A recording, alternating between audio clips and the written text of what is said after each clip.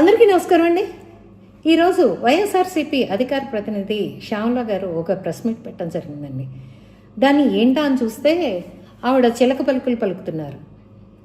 అది ఏమని అంటే నారా చంద్రబాబు నాయుడు గారు, లోకేష్ గారు స్ట్రీట్ లాంగ్వేజ్ మాట్లాడుతున్నారు అని చెప్తుంది. స్ట్రీట్ లాంగ్వేజ్ అంటే ఏంటి? ఆవిడని నేను ముందు అడుగుతున్న ప్రశ్న, స్ట్రీట్ లాంగ్వేజ్ అంటే ఏంటి? ఎందుకు అడిగాను అంటే తెల్లారు లెగిస్తే మురుగు కాలువలో పారే మురుగు కన్నా దారుణంగా మాట్లాడే భాష ఎక్కడుంటుందో ఎతక్కుండానే ప్రతి ఆంధ్ర రాష్ట్రంలో ప్రతి చిన్న పిల్లవాడికి కూడా తెలిసిన విషయం అది. ఈవిడికి ఎలా తెలియకుండా పోయిందో నాకు అర్థం కావట్లేదు. ఎంత రాజకీయాలకి కొత్త అయినా కూడా కొంచెం మీ వాళ్ళ ప్రెస్ మీట్లు చూస్తానో లేకపోతే మీ వాళ్ళ విమర్శలు వింటానో ఉంటే స్ట్రీట్ లాంగ్వేజ్ ఎవరు వాడుతున్నారు అనేది సుస్పష్టంగా అర్థమై ఉండేదమ్మా శ్యామల మేడం గారు. ఇవాళ వచ్చి చిలక పలుకులు పలుకుతూ ప్రెస్ ముందుకు వచ్చి మాట్లాడద్దండి. ఎందుకంటే నోరు తెరిస్తే పచ్చి బూతులు మగవాళ్లే కాదండి. వైఎస్ఆర్సీపీలో మీ రోజా మేడం గారి మాట్లాడే మాటలు ఏంటనేది మీరు విని రండి. విన్నాక స్ట్రీట్ లాంగ్వేజ్ ఏదో మీదా మాదా అనేది అర్థమైపోతుంది. మీ వయసులో నారా చంద్రబాబు నాయుడు గారిని విమర్శించేంత వయసు లేదు, అంత పరిజ్ఞానం లేదు కానమ్మా. మీరు కొంచెం ఏదో మీకు ఇచ్చిన స్క్రిప్ట్ చదవమన్నారు కదా అని అప్పుడప్పుడు మైక్ ముందుకి కెమెరా ముందుకి వచ్చి ఏదో ఒకటి మాట్లాడి వెళ్ళిపోవడం అనేది దౌర్భాగ్యం. సో ఏంటంటే అప్పుడప్పుడు, ఎప్పుడు కాకపోయినా పాపం మీరు సినిమా షూటింగుల్లో, మీ టీవీ షూటింగుల్లో మీరు బిజీగా ఉంటారు కాబట్టి కొంచెం అప్పుడప్పుడు మావికి చూడకపోయినా అట్లీస్ట్ వైఎస్ఆర్సీపీ మహిళా మణులు, వైఎస్ఆర్సీపీ నాయకులు మాట్లాడే అనర్గళంగా మాట్లాడే స్ట్రీట్ లాంగ్వేజ్ వీడియోస్ కూడా చూస్తారని ఆశిస్తూ ఇక తదుపరి దాని కిందకు వద్దాం.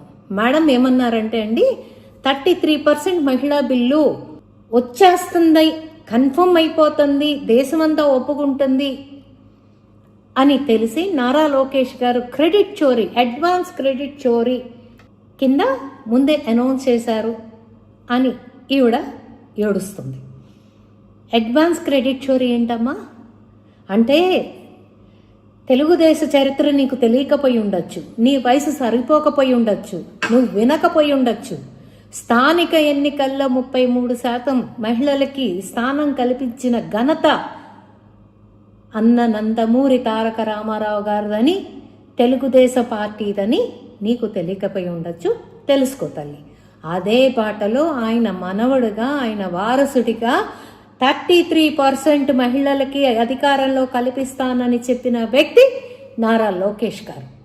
ఇవాళ ఎవరో ఏదో ఒప్పేసుకుంటున్నారు, మెప్పేసుకుంటున్నారు, సంతకాలు పెట్టేస్తున్నారు, 33% వచ్చేస్తుంది అని మీరు ఏదైతే చెప్తున్నారో, మరి మొన్న రాలేదేమ్మా, మొన్న బిల్లు పెట్టినప్పుడు రాలేదేమ్మా, 33% ఒప్పుకోలేదమ్మా.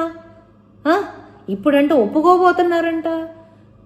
పాపం ఆవిడేదో ఏదో చెప్పబోతోంది, జగన్మోహన్ రెడ్డి గారు ఇంకెప్పుడోనే అవలంబించారని. పాపం ఈ క్రెడిట్ చోరీ ఆయన కాజేద్దాం అనుకున్నాడా? అది కుదరదు కదా.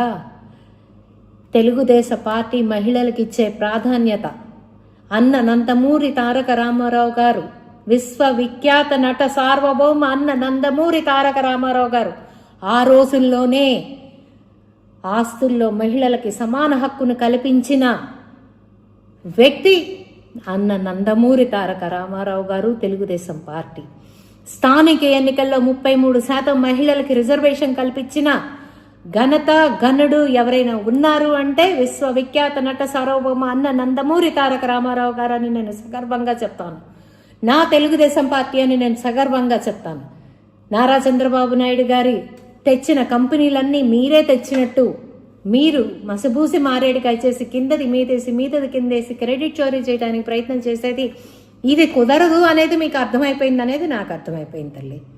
ఎందుకంటే 33% మహిళలకి పైన ఇచ్చినా ఇవ్వకపోయినా తను ఇస్తానని చెప్పిన లోకేష్ గారి గొప్పతనాన్ని మెచ్చుకునే పెద్ద మనస్తత్వం మీకుంటుందని, పెద్ద మనసు మీకుంటుందని నేను కానీ ఆంధ్ర రాష్ట్ర ప్రజలు కానీ అంగీకరించారు తల్లి. అది మా అందరికీ తెలుసు. దాన్ని ఏదైనా కిందది మీద చేసి, మీదది కింద చేసి, అది ఆయన ఏదో మసిబూసి మారేడుగా చేశారని చెప్పి ఒక అబద్ధాన్ని మీరు చేయటానికి మీరు పూనుకుంటారని మేము ముందే ఆలోచించాం. అర్థమైందా? తెలుగుదేశ పార్టీ ఘనత ఏదైతే ఉందో ఆ రోజు అన్న నందమూరి తారక రామారావు గారే నిరూపించుకున్నారు. ఆయన వారసుడిగా, ఆయన మనవడిగా, ఆయన కూతురి కొడుకుగా, ఈరోజు తెలుగుదేశం వర్కింగ్ ప్రెసిడెంట్గా నారా లోకేష్ గారు దాన్ని బలపరిచారు, దాన్ని అదే తీరులోకి తీసుకెళ్లారు.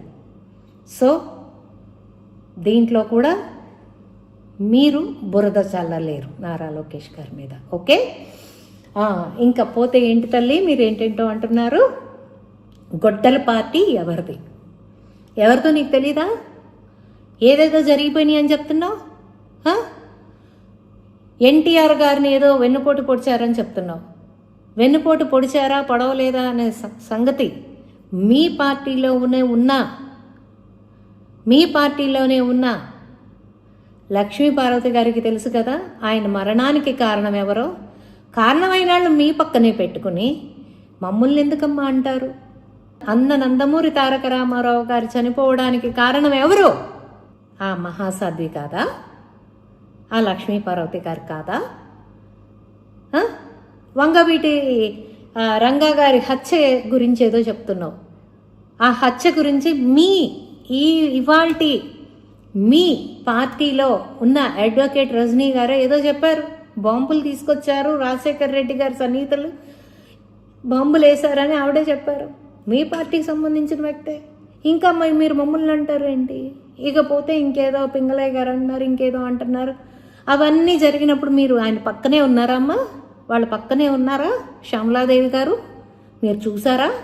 ఏదో ఒక పేపర్ రాసి ఇవ్వంగానే దాన్ని తీసుకొచ్చి బడా బడా బడా బడా చదివేస్తే, ప్రెస్ ముందులు చదివేస్తే జనం నమ్మేస్తారు అనుకుంటున్నారా?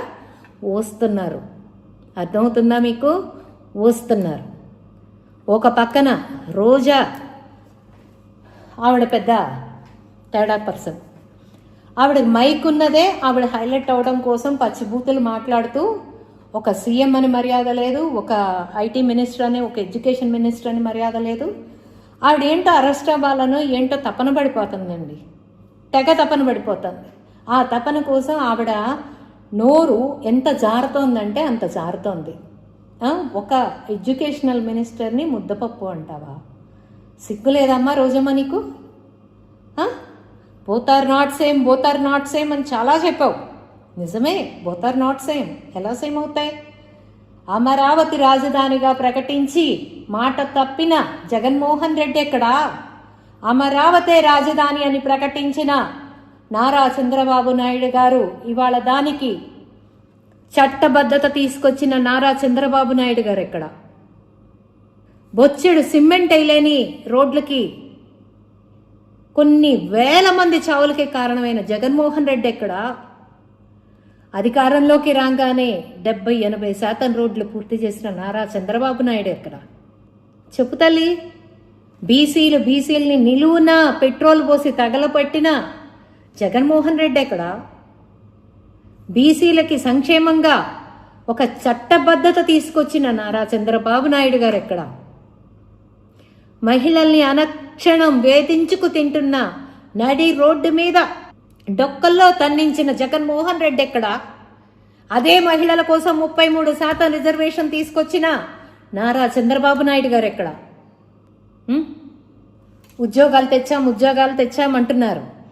5,000 రూపాయలు ఉద్యోగాలు, వాలంటీర్లకు ఇచ్చే డబ్బులు 5,000, అది మీ కార్యకర్తను తీసుకొచ్చి ఉద్యోగాలు ఇచ్చామని చెప్పి మభ్యపెట్టి మసిబూసి మారేడుగా చేసి వాళ్ళని ఉద్యోగంలోంచి తీసేసిన మీరెక్కడా?